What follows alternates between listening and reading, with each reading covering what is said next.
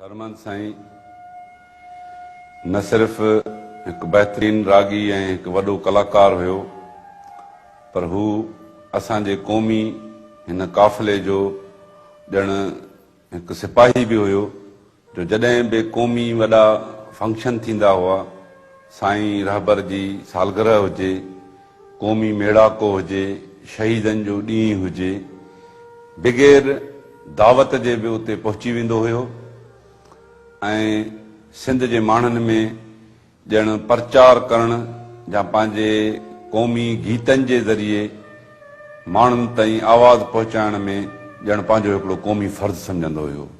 हिन सिंध सां ऐं सैयद सां इश्क कयो। ही न सिर्फ़ु एतिरो पर असांजे हिन क़ौमी काफ़िले जो बि ॼण कारकुन हुयो, मेंबर हुयो असांजे जमायत जो हर फंक्शन में ॼण सरमंद मौजूदु हूंदो हो। अॼु सिंध उन्हीअ खे यादि करे पई, सिंध जा माण्हू उन्हीअ खे यादि कनि पिया। सेई जोबन ॾींहं जॾहिं सॼण सफ़र हलिया, रोआं रहन न सुपरी आयल करियां कीअं, मूंखे चाढ़े चीअं वयो वणजारो ओहिड़ी।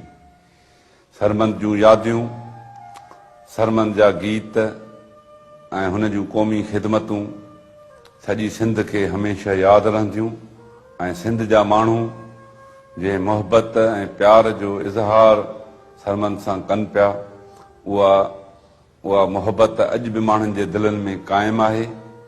ऐं ही सरमंद जो विछोड़ो ॼण सॼी सिंध जो हिकिड़ो अहिड़ो बहितरीन रागी, अहिड़ो क़ौमी कलाकार असां खां खसिजी वियो, जो जंहिंजो ख़्यालु असां कॾहिं बि पूरो नथा करे सघूं।